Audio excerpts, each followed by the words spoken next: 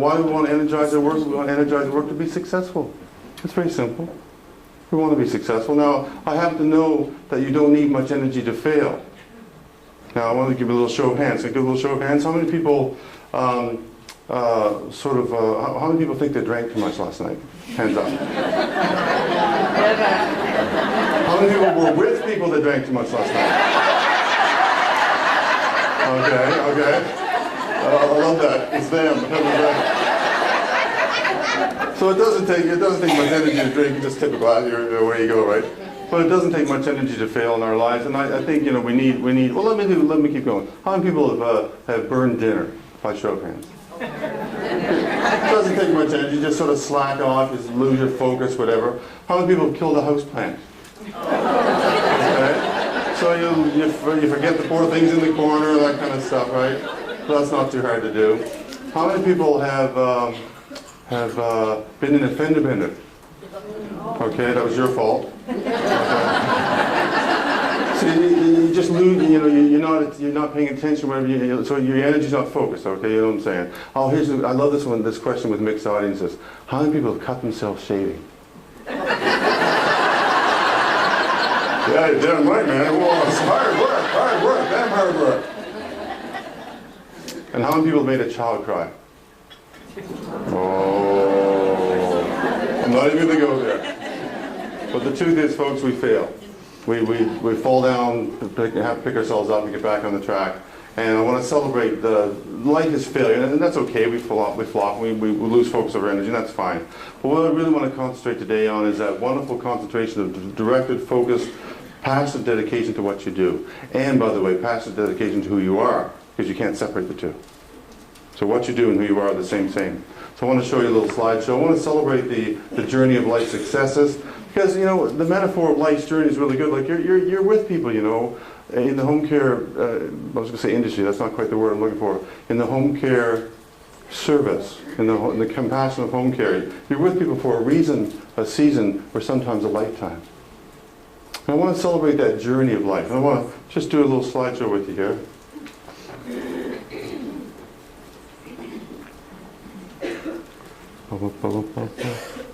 Yeah, there's a slideshow coming up. Oh, here it is. So I want to celebrate the cycle of life's journey. Now, how many people have kids under 5? Okay, you're going to recognize this first little ear marker. This is like a little indicator of success along life's journey. It's a little milestone, if you will. So success at age 4 is not peeing in your pants. Okay, so that's a little marker of success.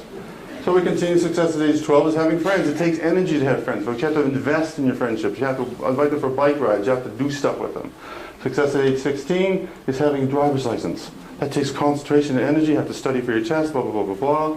Okay, success at age 20 is having sex. It takes energy. It takes a little bit of a commitment. It takes a little bit of whatever. Success at age 35 is having some money. Of course, you've got to go to work, get out of work, get out of bed in the morning, go to work. Now the life cycle continues, folks. Success at age 50 is having some money. Success at age 60 is having sex. It takes energy, believe me. Success at age 70 is having a driver's license. Success at age 75 is having friends. Now, of all the audiences that I ever talked to, you know this one more than anybody in the world. Success at age 70, 80 is not peeing your pants.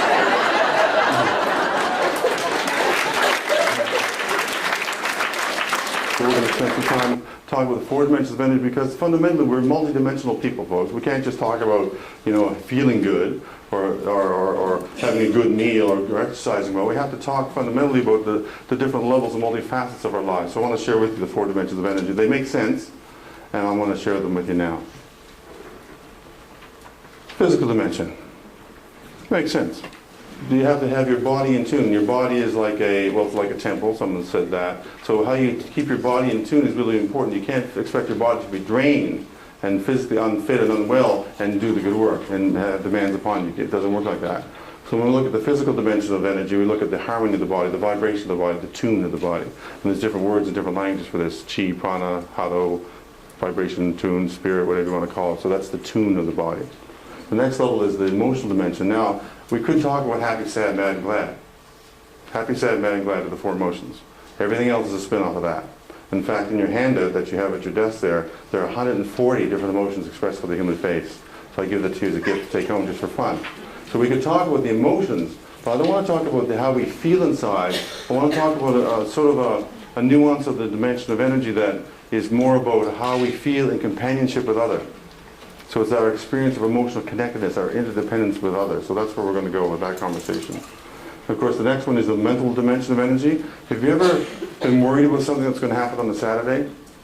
Like a party or some reunion or something, and you worry all week, and you get to the event and it was fine? And you go, that's me kicking myself. You kick yourself and say, why did I worry all week about this event? It didn't even turn out the way I thought it was going to be. Well, you just exhausted yourself mentally by draining your, you've been there, by draining your mental energy, and that's such a waste. That's such a waste.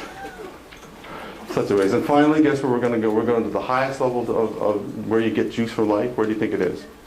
Spiritual.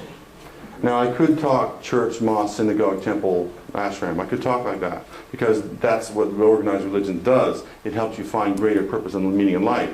But I'm not going to talk religion. I'm just going to talk about that spirit of that essence of that joie de vivre that you get when you serve something greater than yourself. That's it. When you serve something greater than yourself, there's a wonderful feeling, a wonderful lifting, an uplifting experience that you get. That's where we're going to go on our time together. And thank you for showing up. So physical dimension, true or false? It isn't the sand, the mountain ahead of you that wears you out, but the grain of sand in your shoe. True or false? Not the big stuff. People can take on the big stuff, eh? But it's those niggly little things, those little grain of sand in your shoe. And enough grains of sand, by the way, is not a beach. It's just a lot of grains of sand. So I want to give you a stress test, because this is a physical thing, because the physiology of the body is affected by stress. I want to give you a stress test. Now, I know you've been at a conference for a wonderful summer for a couple of days. I know you had some fun last night. You're probably feeling really relaxed. But you can use the stress test anytime you want to judge how you're feeling and how you're doing. Now, the stress test is actually a photograph. Because do you know when you get really stressed out, your eyes get wonky? Do you ever notice that?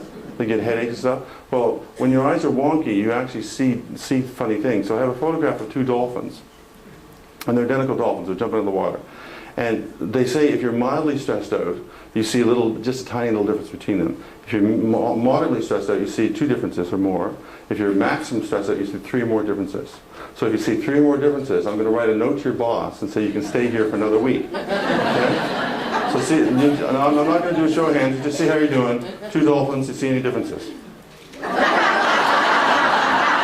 good? You good? You're okay, yeah? Okay.